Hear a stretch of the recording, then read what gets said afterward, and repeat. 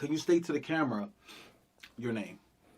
My name is Nick Austin, a.k.a. Bars. That's all caps. B-A-R-S, no Z. People keep putting a Z in it for some reason, but don't sleep on me. All right? It's Bars. My name is KP. Our feature tonight is Bars, a.k.a. Nick Austin. I like to put my phone on D&D for every show because I don't want to be a distraction to the poet performing, especially when I'm the poet performing. You want to know why they call me Bars? Tell me, why is the Reaper's sense of humor so grim that he would choose the solar eclipse, my main source of light? To you, bars might sound like a broken ass record sometimes. Bars might sound like a broken ass record sometimes. Bars might sound like a broken ass record sometimes. A dope dealer really ain't that different from a poet. Both be making a killing on serving lines. Both professions could lead to serving time. They say your spot in heaven ain't never truly guaranteed, so maybe writing poetry is just my way of reserving mine.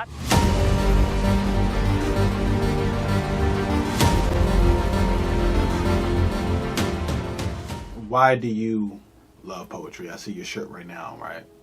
Poetry is Oh yeah, shout out to the homie with the merch. Poetically speaking, you know, shout out to Houston.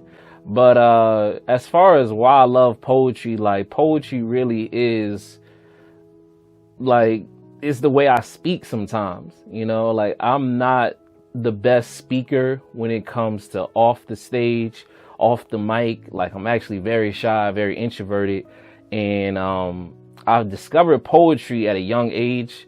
Like I want to say I was like 10 or 11, and it was right around the time that my great grandfather passed away, and just kind of dealing with that. And at the time we was learning about it in English in school, and we was learning about like your typical what I call page poets, you know, your Langston Hughes, Maya Angelou. We was learning about Emily Dickinson and stuff like that, and some little bit of Shakespeare.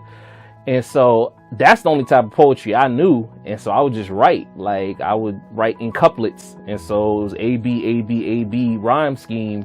And it was just getting my thoughts off, getting my emotions off.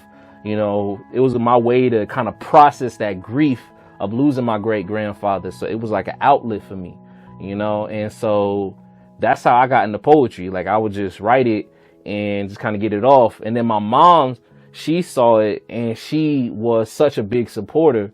Like she was just like, yo, I gotta show everybody. She printed them out because I wrote them up on the computer. She would print them out and she would show people at school. She would show family members on this stuff. And she was the one that encouraged me to pursue it further. You know, that's when I really was like, yo, this is something that I could do for real. Like, this cool, you know, but I still, you know, would just kind of write in that kind of style.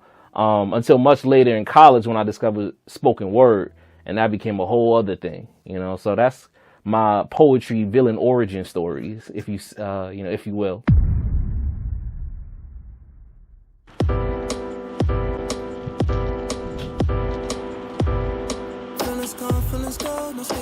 Bars, we have free love for the feature. How you feeling? Feeling good, feeling great. Chilling, you know. About to do this thing. Oh, thank you. Feel good. Oh, word. Feel good. My name is KP. Our feature tonight is Bars, a.k.a. Nick Austin. Gonna be a dope feature tonight. You're at homecoming. You're at Bree Love homecoming. Yeah, I'm feeling good tonight. It's Tuesday. I'm excited. What's going on, man? How you feeling? Chilling. All right. Ready. Why did you choose Bars? Welcome back. Why did I choose Bars? Yeah. Because I want a variety of poets here. So for me, I never seen a Bars feature. I've been watching videos, seen some stuff online, seen some things in person, but I think we might be in the same age range too, you know what I'm saying, for real. But I know some things. I've seen him at, actually I saw you at that poetry drawing earlier this year, probably in January, something like that. He's Iota, my cousin's Iota. So my cousin went to TSU, Tennessee State. Okay. So yeah, but I mean, first and foremost, I gotta enjoy the poetry. So I enjoy the poetry, and I'm excited to hear the set tonight. But how did you, I guess, feel that morning? Walk us through your day leading to your. Dang. All right. So I woke up. I think I took a shower that morning. Sometimes I either take a shower the night before or the day of. I think I took it the day of. and I was further practicing. So I touched on it earlier. I had started a new piece that day before, and I wound up not finishing it until a couple hours before the feature, actually. So that was that Do Not Disturb piece. But yeah, so I got this feature tonight, Breed Love. It's gonna be lit. Shout out to my dog KP. And of course, I hate doing the exact same performance with every new set. So I always like to add a different element, switch it up, add a new piece. I'm a bit of a masochist because I like to write pieces the day of a show and then try to memorize it same day. And it got like, about 5 hours till showtime. So we memorizing this piece. It's about 3 minutes or so. Typically when I write and I'm memorizing, I just move around a lot. Like, I can't sit still. They say you're supposed to record, practice in a mirror. You're supposed to rehearse in front of a mirror so you can like kind of see the movements and all that stuff. But when I'm first trying to memorize, like, I just kind of go with it. Read a couple lines, and then I just start walking away. I'm just like, all right. And then I like read it. I like to put my phone on D&D for every show, so it's not to distract the poet performing. Especially when I'm the poet performing. A ringtone is the last thing I need interrupting me from a perfect performance, though perfection isn't what I claim.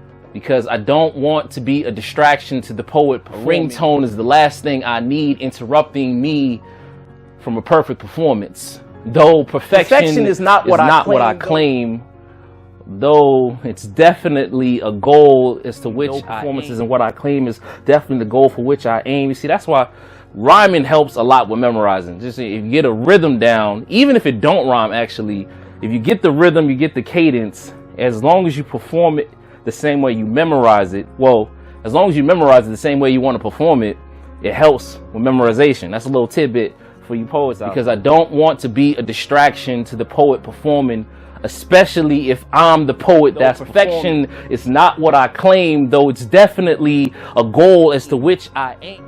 And I hope that the others in the room take heed and do the same. Nobody wants to hear me in the middle of a piece describing how I'm losing sleep over losing loved ones to disease and panicking because it's only a matter of time before I lose another. See, and then this is also my issue. As I memorize, I change my mind and I start editing mid-memorization over losing loved ones to disease, losing a loved one to disease, losing a loved one to disease, losing a loved one to a disease, losing sleep, or over losing a loved one to a disease, or losing a loved one to a sickness. See, I might just change that to sickness. Nobody wants to hear me in the middle of a piece describing how I'm losing sleep over losing a loved one to an illness and panicking because it's only a matter of time before I lose another. Panicking because I know it's only a matter of time before I lose another. And then suddenly, without warning, we hear the voice of Sexy Red talking about her coochie color. Yeah. It's pink, by the way. They gonna love that one. they gonna love that one. D&D. And so I was just on a kind of timing of just like, all right, practice.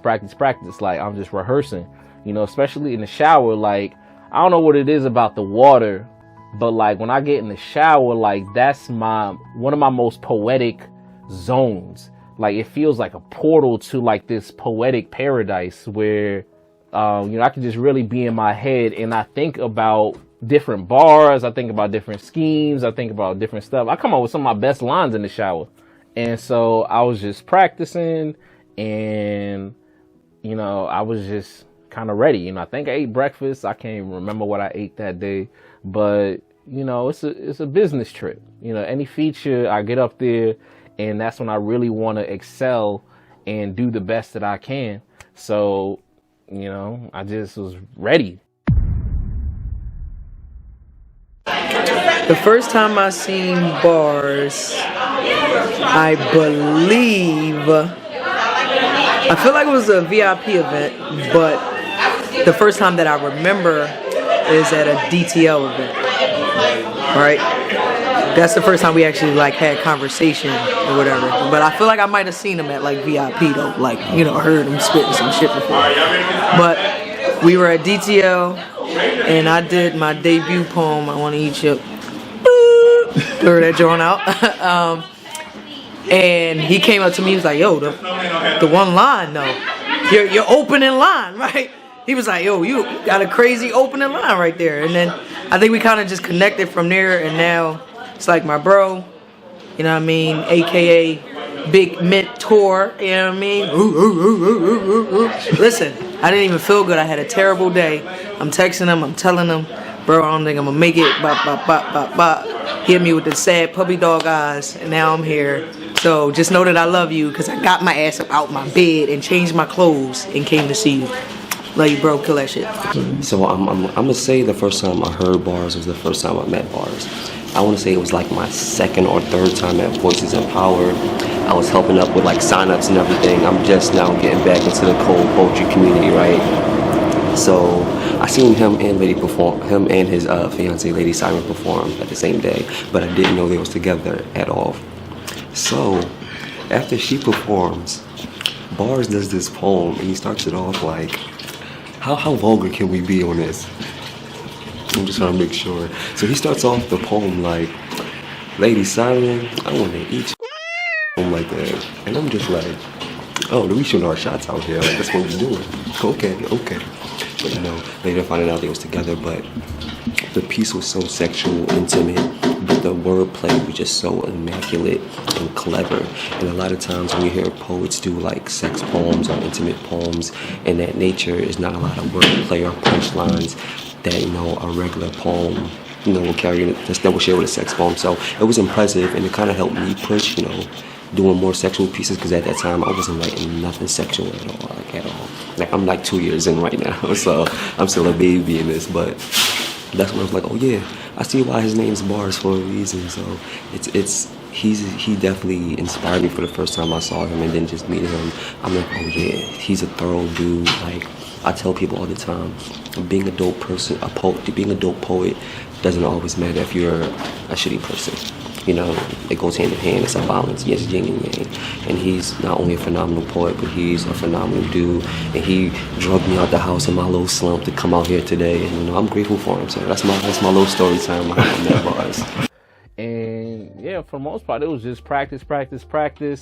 Learn that new piece, got that down in like, I'm gonna say 44 minutes. It might have taken longer, but I know Jovan got his piece down in 45 minutes. So I'm competitive. I got mine at 44. If anybody asks you, it was 44, okay? That's my story, and I'm sticking to it. So, as Bree Love that night, that was one of their last shows they had before they stepped away from the game. Mm-hmm. So, not just the pressure of that, knowing the type of poets that do show up to the events and performing before you can perform. Mm-hmm. Knowing you're the feature, and you're practicing. You're getting that new poem down. Mm-hmm. It'll even go in your mind, get up there like, man, the people who just touch the stage are monsters. So I really, even this feature, like you said, getting back to the competitiveness, like, I got to show why I'm the feature tonight. Oh, yeah. Most definitely. Like, especially the way they have it set up, where you have a good chunk of the open mic, and then you have the feature smack dab at 8 o'clock, and then you have some more open micers afterwards. They set the bar. They really do set the tone.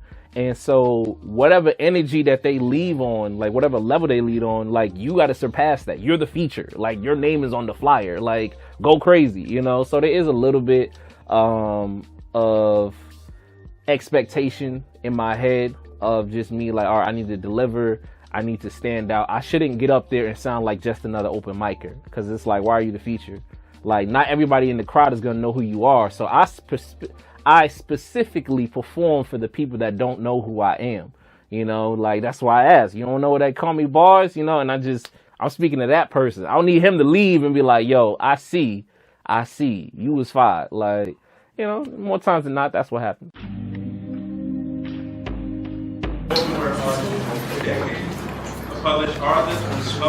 Ladies and gentlemen, all right, ladies and gentlemen, let's get ready to rumble. Headed at this point, weighing in at an anonymous amount of weight, we've got the one, the only,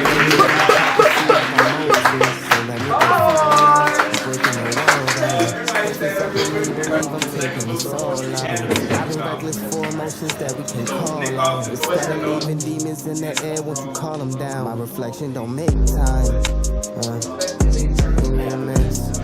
Maybe I miss. Maybe I miss the features on faces I can't see. If you should give up trying to save face, you should save me.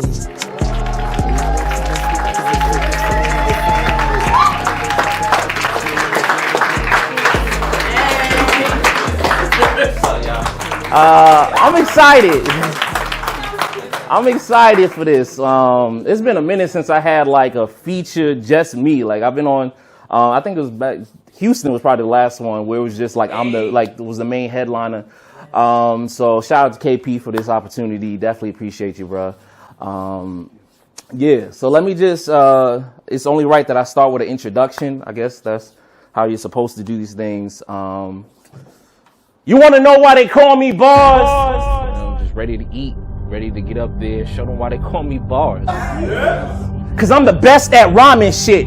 Bet on me on any match of words and you'll observe that I'm kinda lit. I'm confident in my dominant competence and consecrating continents. Yes, I'm filled with confidence. When I perform, it really is me pouring out pieces of myself to the crowd for entertainment. I'm giving this energy out. If you still lost on who's the final boss, get a map, nigga. Got you on that Dora shit. I got more to spit. All I need is one mic like Nasir. It's clear I'm the poet you want to go to. You have no idea the demons that I go through. I'm something like Goku. Like, I've been did some performances with a crowd. They gave you back 150. Like, you gave your all, and they just like pour back the love. Truthfully, some of my worst haikus better than most niggas' best work. And since we talking about work, I guess it's time for me to clock in. If I ain't topping your top 10, you need to drop it again. I get higher than an angel's pussy at the drop of a pen. And like, I really am, kind of humble. Like, I talk in this persona of bars and where I'm like real cocky and high confidence stuff, but like, I'm actually really humble. And I just want to go sit down. Like, now I'm just like, and as soon as the beautiful ink starts taking the paper, I take in the vapors. Nostrils flares, I smell the air. This must be the smoke niggas asked me for. I get the bartender's attention, tell him to pass me more of the strong stuff. Not that watered down playground baby back bullshit. I ain't done taking shots until they add up to a full clip. I'm something like a machine gun with a mean tongue, cause my bars are bipolar. My pen is nice, but my delivery's a mean one. Yeah, it was definitely, a little bit of stress, a little bit of anxiety before any feature, just cause you don't, especially when you got a new piece, you don't want to mess around and stumble.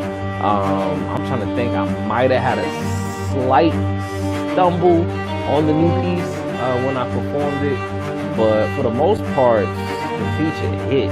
The full potential of what I can be is something that I will not doubt.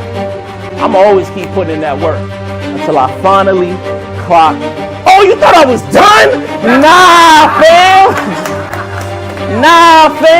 I wonder if a preacher could teach a beaver to be a believer, cause god damn, I'm so dope. My isotopes are individually infected with crack, nigga. I'm talking cocaine, like a snow bunny loving black nigga. Already told you once before, I'm that nigga. So the day that my performances ever get not exciting, or the day I finally decide to stop the writing, I'll let y'all know what it's like to fall from Mars. Until then, you can tell everybody you know why they call me Bars. Thank you. Appreciate y'all. Woo! You did a beautiful set that night. And, thank you. Hell yeah. And after you finished the piece, like how was that feeling? Get off the stage, you walk in the back room, peers and family is around. How do you feel? Oh yeah. So as soon as I finish, and this happens with almost any performance, but especially a feature where I got up there and I think I did about 20 minutes. It was about 5 pieces. It was about 5 or 6 pieces if I remember correctly. My memory ain't the best, but either way, when I got off, I was tired. Okay, I was ready. I was just spitting, performing, doing all this energy. Especially one of the pieces that it always drains me. It's a piece I did about my mom, and gets me a little emotional and stuff. So I just be ready to decompress. It's the same way when you get right off work and you're not immediately trying to like, okay, I just finished an 8-hour shift. Now let me go do this with these people. Like, nah, you need like that little moment, that brief, like, all right, I need to pause. I need to breathe. I need to pray. I need to just kind of just center myself. You know, like I got off, and of course people was dapping me up. They was like, that was crazy, that was dope, like you did your thing and stuff. And like, I really am, you know, kind of humble. Like I talk in this persona of bars and where I'm like real cocky and high confidence stuff, but like I'm actually really humble and I just want to go sit down now. Like now I'm just like that introvert, that shyness. Like I'm like, all right, cool, I did my thing. I'm gonna go sit in the corner and like I ain't got nothing else to say. Like I did my talking on stage. And so, yeah, I was exhausted. I was ready to just take a nap and eat, you know, like straight like that. My name is KP. Our feature tonight is Bars, aka Nick Austin. I like to put my phone on D&D for every show because I don't want to be a distraction to the poet performing, especially when I'm the poet performing. You want to know why they call me Bars? Tell me. Why is the Reaper's sense of humor so grim that he would choose the solar eclipse, my main source of light? To you, bars might sound like a broken ass record sometimes. Bars might sound like a broken ass record sometimes. Bars might sound like a broken ass record sometimes. A dope dealer really ain't that different from a poet. Both be making a killing on serving lines. Both professions could lead to serving time. They say your spot in heaven ain't never truly guaranteed, so maybe writing poetry is just my way of reserving mine. In a world of poetry, as a performer, it's different mindsets you need to have. Getting ready for the open mics, getting ready for the slams, and definitely for the feature. Putting a set together could be mind-boggling. How many poems do you choose? Which poems do you pick? In what order do you pick them in? In this series, we follow a poet all day in their life. We see them break down, to see them prepare, to see them get focused for the feature. First up, we have Nick Austin, aka Bars. Lord knows I got more than enough bad karma to fill a treasure trove of trauma poems, and I have to admit, sometimes I get a bit envious of all the poets who are able to sit in their truths, and receive standing ovations. I'm a decade in this game and I still ain't had one. Maybe these flowers should be enough. They say greed be a relentless thirst that can turn even a once crystal clear stream into a bottomless pit. Forever seeking more but never finding fulfillment. So now I vow to always kill shit with every performance till I burn away the opinions of anyone who would choose to doubt my heat. Father God, I thank you for listening. You know, I always gotta say my grace anytime I'm about to eat. What's good, Bree Love? The feature.